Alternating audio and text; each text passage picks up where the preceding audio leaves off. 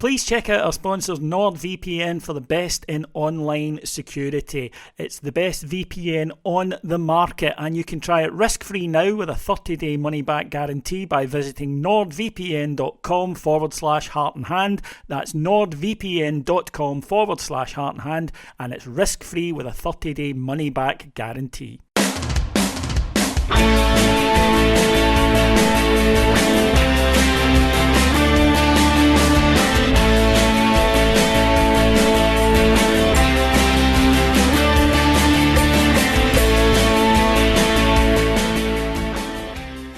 Hello everyone and welcome to Heart and Hand, the Rangers podcast. My name is David Edgar and as always I am your host, and joining me this week to discuss Rangers 4-0 victory over Ross County and where it leaves us in terms of the season, maybe a wee bit deeper as well with the European qualification, is pod favourite Alan Bradley. Hello Alan, how are we? Hello pod favourite, I quite like that, David, yeah.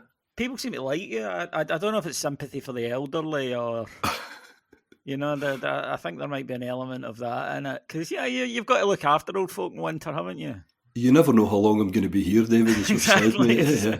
Every appearance is a treasure. But, no, we respect the elderly and wisdom on this podcast, which is good because I'm joining them very well now, really. So if you keep talking like that, David, you might not get near that age. But anyway, that's it. If I keep slagging you off, but Ibrox then Sunday now, Alan. Big week, obviously, for Rangers. Starting off with the victory away at Dundee United. Easily our best away performance in months, really. Then it was into the USG game. Needed a lot to go. It needed to win the game and a lot to go right for us, and both things happened. Rangers not with our best European performance at the moment, but it's an eight group game, an 8-game group even, and it was all about just getting the result, getting over the line, and we did that. And then things did work for us. A fantastic, favourable set of results, and Rangers went through in 8th. Then it's Ross County at home. It was a Sunday kick-off. To me, the thing I'm probably most happy about this performance, Alan, was that it wasn't great. Now, it wasn't bad. I don't want anyone to think, for God's sake, we're going 4-0, why are you moaning? I'm not moaning. What I'm saying is Rangers should be able to go out there and play like that against Ross County. No disrespect, but a relegation-threatened Premier League side at home and win 3 or 4-0. You shouldn't need to be playing your best, playing free-flowing football to get those results. And Rangers went out, and I just thought quickly and efficiently dismantled Ross County, and then were able to relax in the second half, coast to an easy victory. Added one more to make the scoreline look a bit better. But to me, it was just a thoroughly professional, straightforward, never in jeopardy routine victory of the sort that we haven't done enough the last few years. Yeah, it's funny you said the last few years, because I took kind of notes as to some of the stuff I wanted to cover. And I just felt it was like going back in time, David, as you say, okay, done remarkably well on Thursday.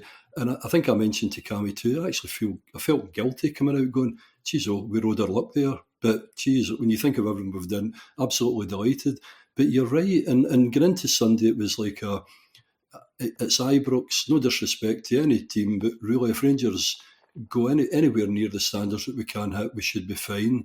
One of the kind of pleas I had as well was start with a strong team and then bring on people. Don't do that. We've got 4 of our kind of first team sitting on the bench and we'll see how things go and kill it early. And it did. It absolutely went. That was pretty much the script. And the thing as well, after the game, we're standing waiting the bus and guys are coming over saying, well, that was a bit rubbish second half. And, and again, it was like, look, I would take this every time. Because rather than sitting with 2 minutes to go going, geez, if this ball comes in now, we're going to regret it. So you're right, David, it just worked really so well for us. And now I think with the next 2 kind of spare kind of midweeks as well, it's going to give us more time as well to get other people back into fitness, to try different things and so on. So, geez, and I mean, imagine me being optimistic, David, and quite happy, but just delighted with things. And a lot of the youth, we'll into various bits and bobs, but even introducing some of the kind of younger players as well. No, it's going well. The one thing that we have to do, it's not even the elephant in the room, but it's that away domestic stuff, David. As long as we can start getting that, doing that properly, doing it consistently, then I'll be absolutely delighted with how things are going. Yeah, I mean, that's 37 points out of 39, so just the 2 dropped to Dundee United at Ibrox this season. So it's not been about Ibrox, even though the No, no. performances haven't always been great. We've found a way to win mostly, with the exception of that one game. But it is the away form. But we'll touch on a couple of things that you mentioned there later in the show, such Yep. as the extra training time, which is a good thing. And we'll touch on the kind of youngsters coming into the side. But for me, yeah, no, you're absolutely spot on.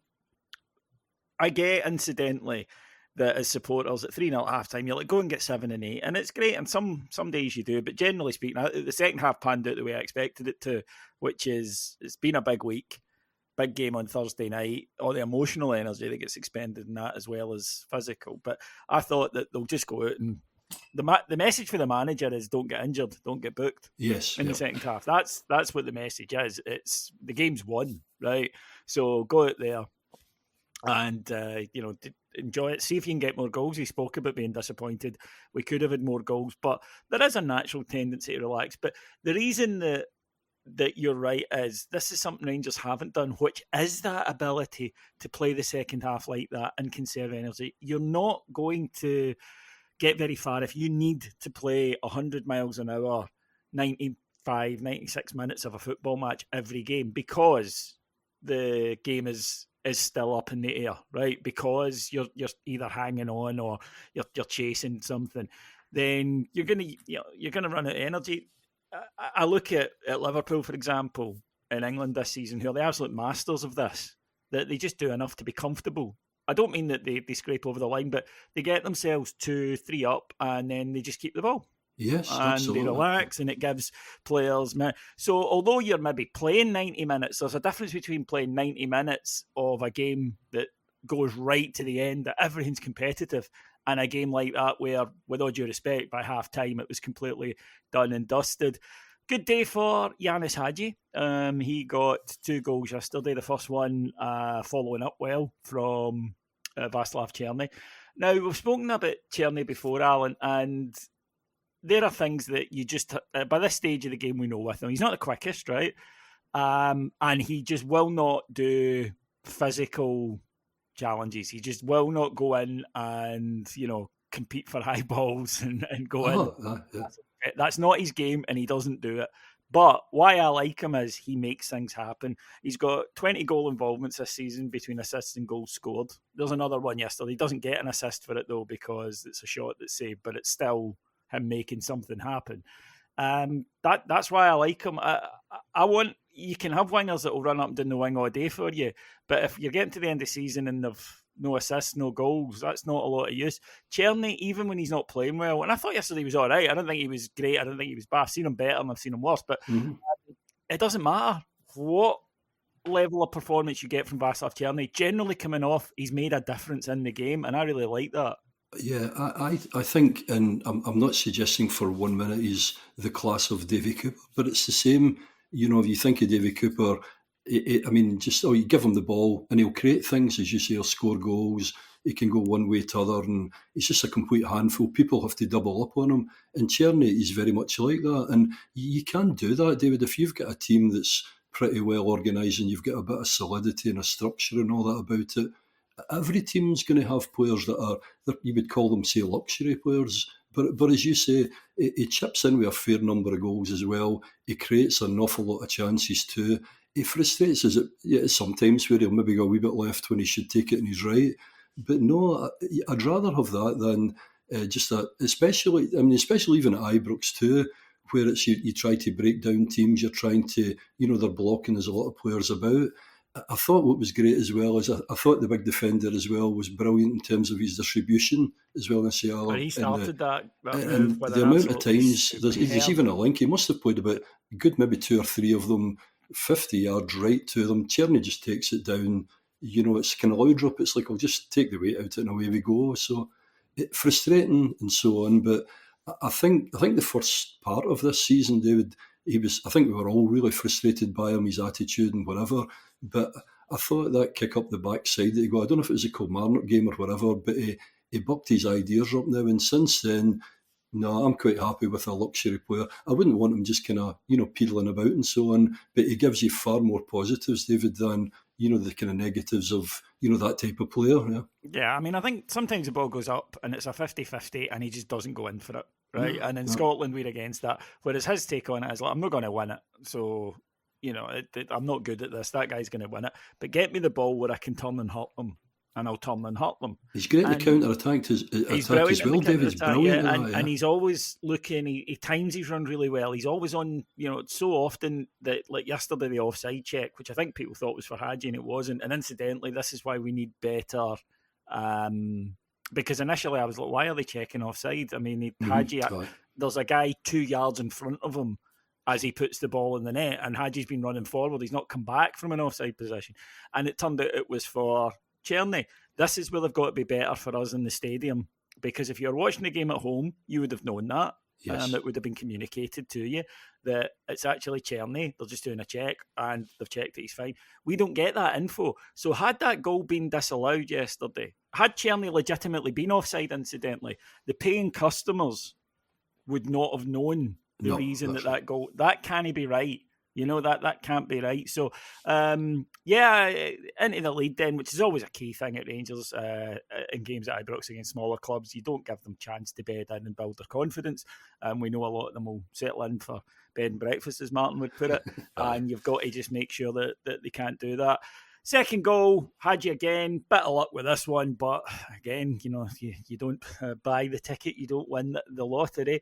A free kick. Interesting to see Tav letting someone else have a go. And he did. He let I had Hadji. the three of them. You had Cerny, Tav, and Hadji, and I'm like, who's going to take it? Kind of. So that gives us options as well, David. Yeah, well, it's unusual, and as you say, it kind of mixes it up a little bit. But Hadji stepped forward, had a strike, and it looked on target, but it takes a deflection up off the head of the wall and loops the other side to make it 2-0. And at that point, the game's pretty much done. There was one interesting coda, though, that I wanted to mention before we go on with the rest of the goals, and that was Jack Butland making a save. He set piece, ball came in. It's a good header, and it was a good save from Jack Butland. Now, he only had that and one other thing to do, which was a long ball over the top, and he came right out to the edge of his box to take it. Mm-hmm. And this is the kind of mistake he's been making recently. And I think it's judgment mistakes. But I'll tell you what I mean. Like, he shouldn't have got beat with a goal against USG, right? It's a bad bit of goalkeeping. But generally speaking, it's been decision making. And I think a big part of that was he didn't trust what was in front of him because it was nervous looking and it was giving up mistakes, particularly at set pieces. Suter was back yesterday. And I think that Butland played with, right, I've got more confidence in my defence. And I do think that when goalkeepers don't have that level of confidence in what's in front of them, they then start overthinking it and they start making bad decisions. They start coming out when they shouldn't.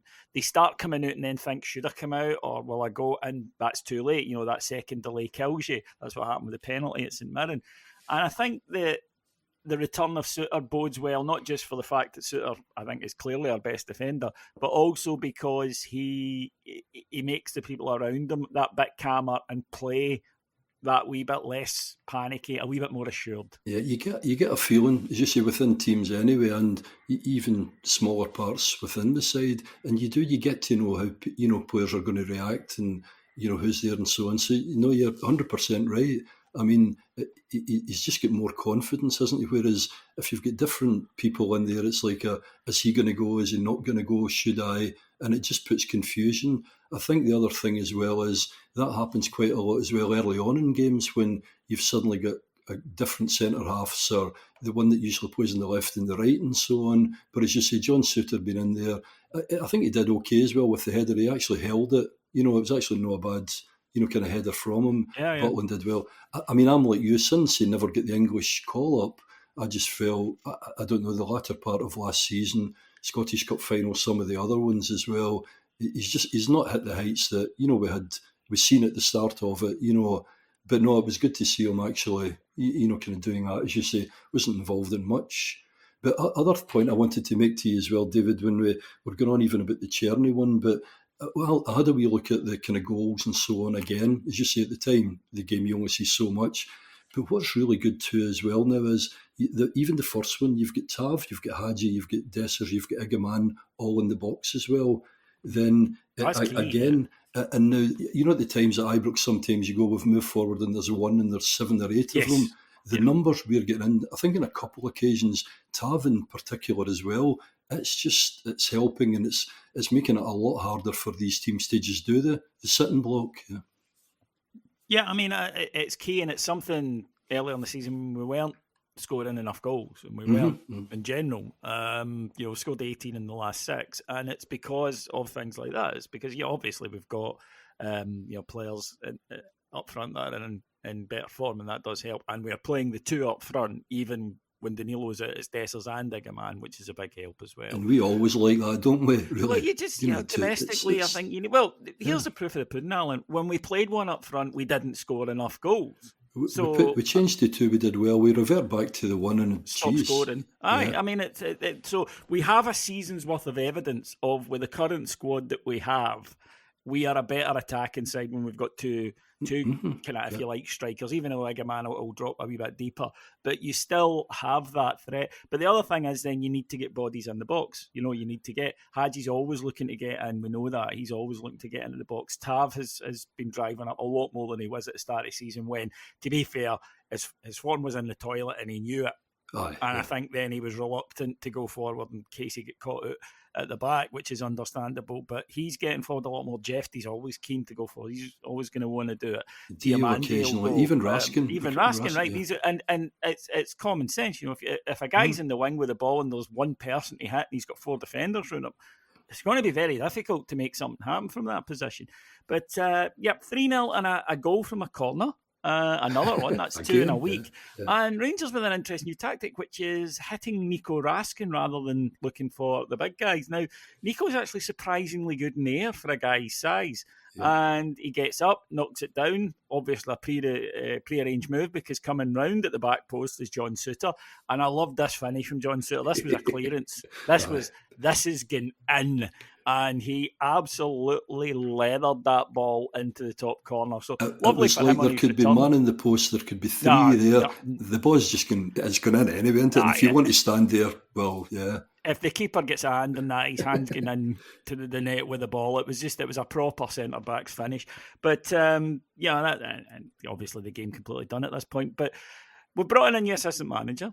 Andre Silderink is away, and Issaman Charai has come in. And again, just mixing things up, because I think what had been clear with Rangers at set pieces is what we were doing wasn't working, because it wasn't working. I mean, it literally was not working. No. And you have to look for other solutions then. And Rangers seem to have been changing it about. Now, teams will cotton on, and then they'll start to pick up that. But then you move it about again. It's always about trying to stay one step ahead, whereas I thought we had become very safe and predictable at corner kicks.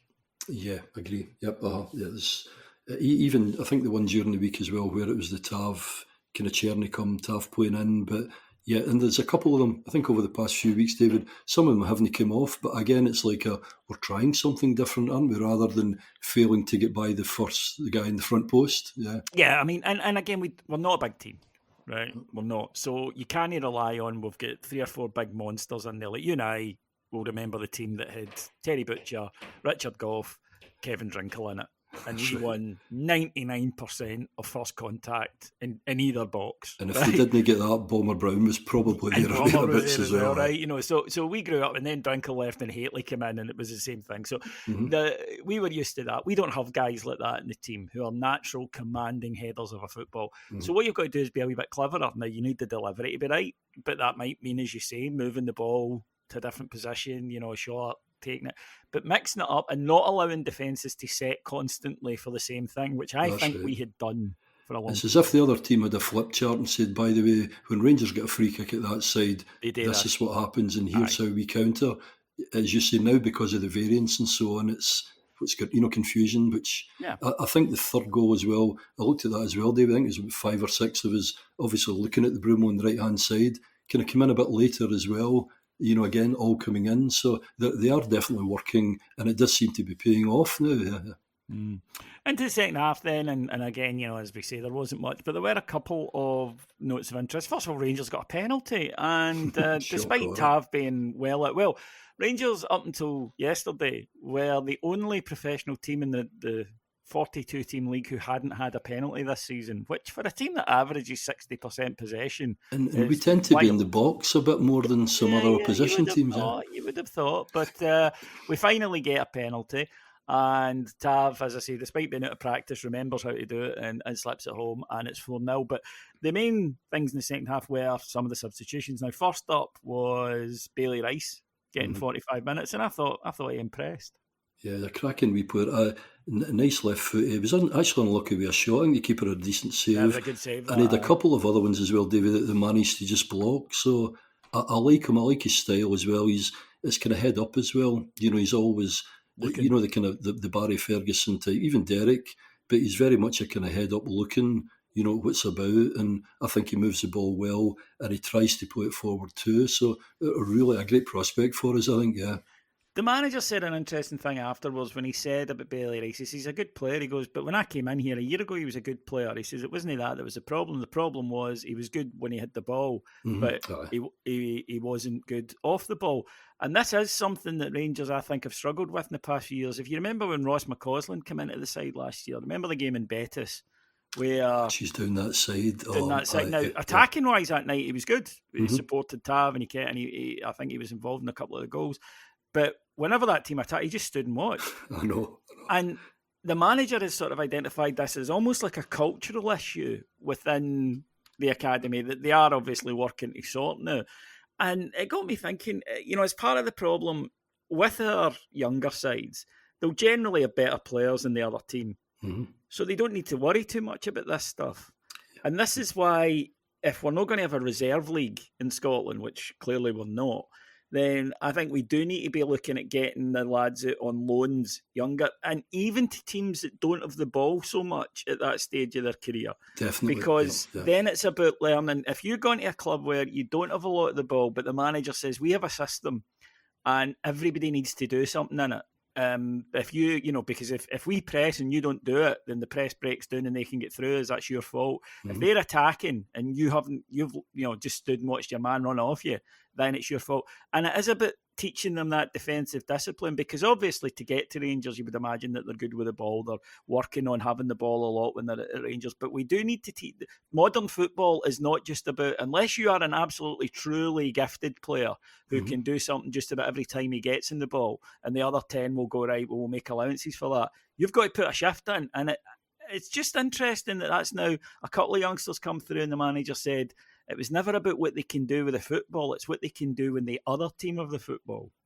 I would agree. No, you're right. And I think in a way this not having the B team or playing in whatever league and actually having players and giving them their chance and, kind of trying to bring them in and get the experience of playing with us, that in itself I think is a big tick, because quite frankly, those ones that come through, once you get even to like 19 or 18, 19, you should kind of know, whether they've got real potential or not. And as you say, then it just becomes doing that final. They're then training with the first team as well, so they should be picking that type of stuff up in training as well, and then applying it in the games. So and look, they will still make mistakes. They're young. There's no getting away from that. They will still make errors, and you understand that. But it just seems to be something that the manager definitely had, and he has identified that the players coming through from the youth ranks were lacking. Yeah. So that to me is a structural thing, and that's something we need to look at and say, right, well, is it the type of football they're playing? Well, they're not getting challenged in terms of what they do when they don't have the ball. Do we need to get them into? And it might be other teams, as I say, where if you're playing for a side that are going for promotion, even right, and they're a system team, and it's the manager's got them all well drilled. You need to do your work, and the rest of them will let you know it, very sharply, so you can learn on the job there. So that's maybe something to keep an eye on. And eventually run it 4-0. A debut for Fernandez as well. I think that there was obviously the pre-arranged substitution of Suter after 60. It was dead on 60 minutes, and on came Robin Proper. A few people were complaining about that, saying, well, why didn't he bring the youngster on then? I think it was fairly simple. It was that he didn't want to have the two youngsters playing together. He wanted one senior defender on with one, so then later on he takes off Nsiala, who was excellent. And it links back to the point you were saying before about the goalkeeper and having two, you don't really want two kind of inexperienced come centre backs, You know what I mean? It made sense doing You that want way. an older guy there to hold his hand in his debut, and I think, look, the argument can be made whether it was needed, because with all due respect, the game was completely done, right? We were going to win that football match. But then the manager says, well, I say they get one back then, and then suddenly we're right under pressure. I do understand the caution there, but he did get Fernandes on, and we got to see him for the last few minutes. Yeah, it's funny you should say that as well, because I was going to say the other thing too. I came home and it was Sunday night, wasn't it? And it was like nothing to complain about. And you're trying to think who can. No, geez, there's not really I think too. you'll find. So as you say, it's as if now it's inbuilt in us now to Yeah, think, yeah. but they maybe should have done this, or I don't know. No, it's I think you never need to look too far to find some people that are capable of negativity, regardless of what. Here, I've been accused of it in the past. No, David, never, Andy McGowan, and we've never said that about you at all. No, I've been accused on this very show of it. So no, I'm being positive about it. Now, you mentioned this earlier on, because Rangers have gone straight through to the last 16. Mm-hmm. There's no dicking about in the playoff round.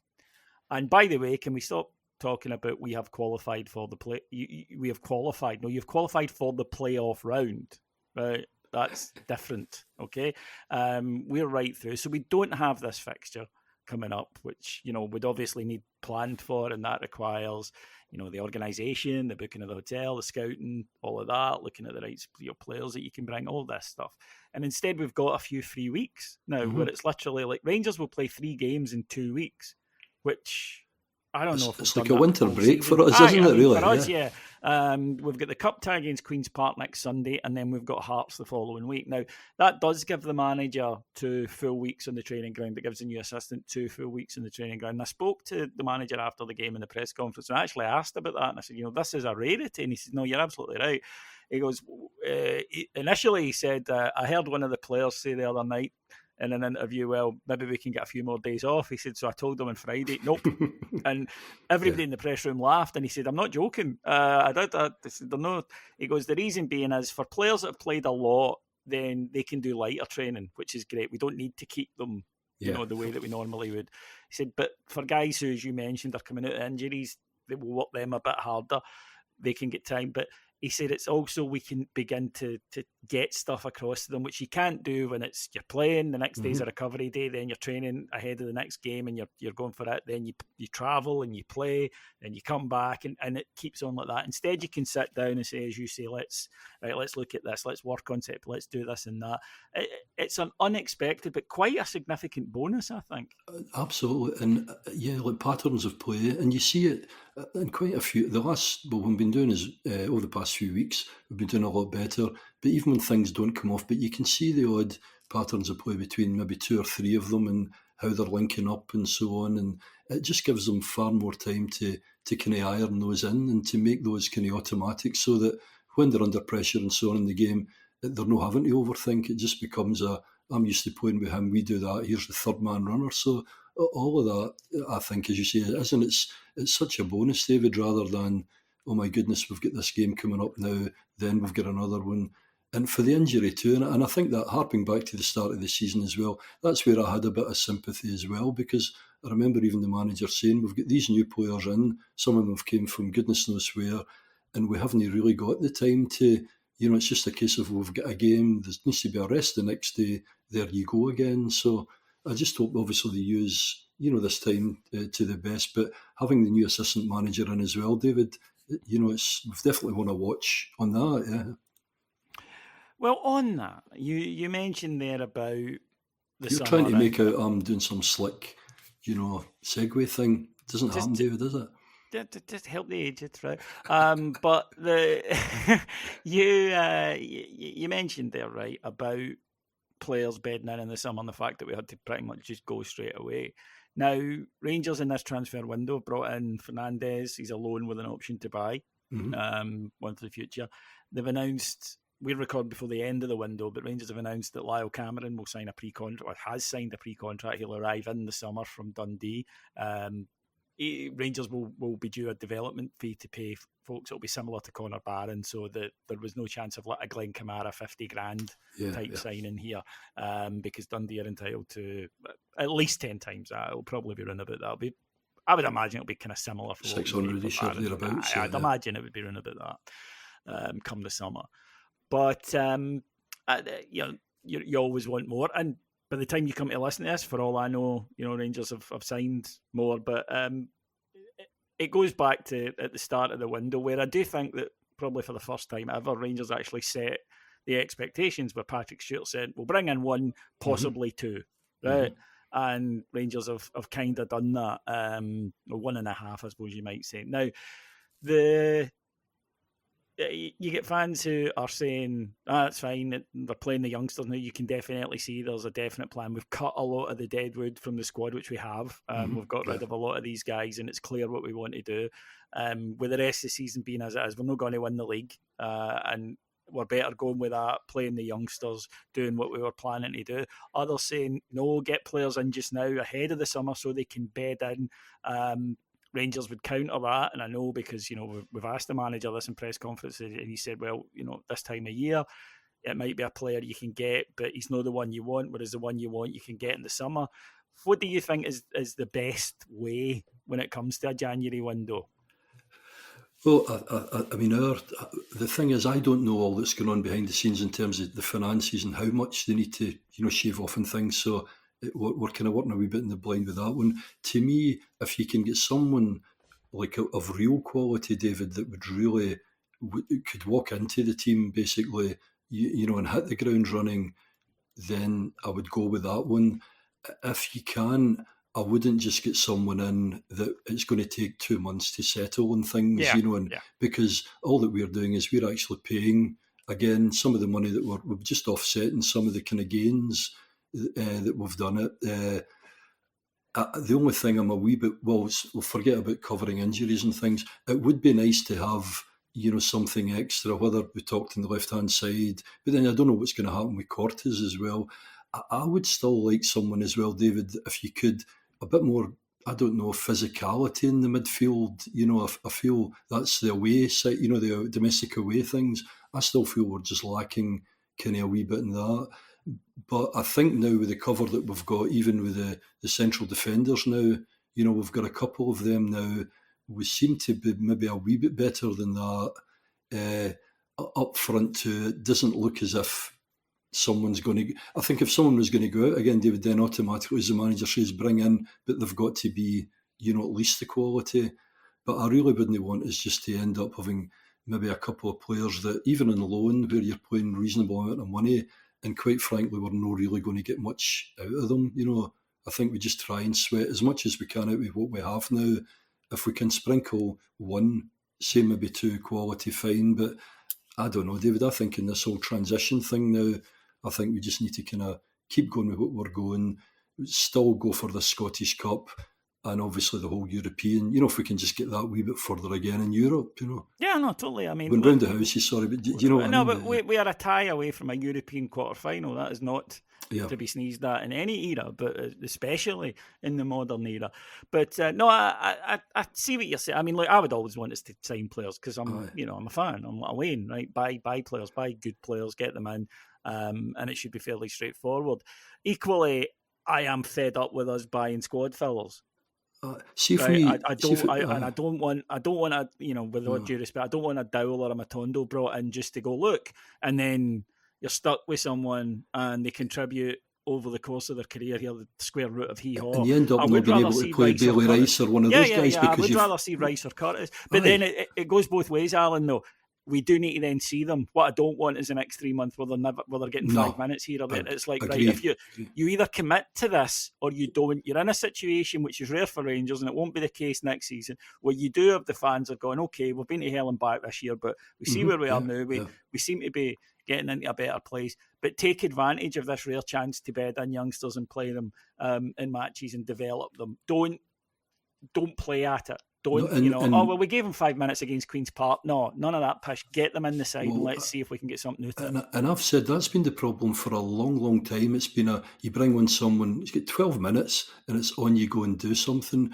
And these young guys as well, they're trying too hard. And so you need to give them, as you say, a decent length of time during the game. You also need to maybe even say to some players, listen, son, we know the capabilities that you've got. Just relax, just play your game. And by the way, you'll be getting half a game, the following as well, just to take a bit of pressure off of these laddies. But as you say, I think at times we've just been, it's like, there you go, 14 minutes, do something. What more do you want? Yeah, we played them for 13 minutes. If anything, you crush them, you're actually kind of breaking them, I think, rather than...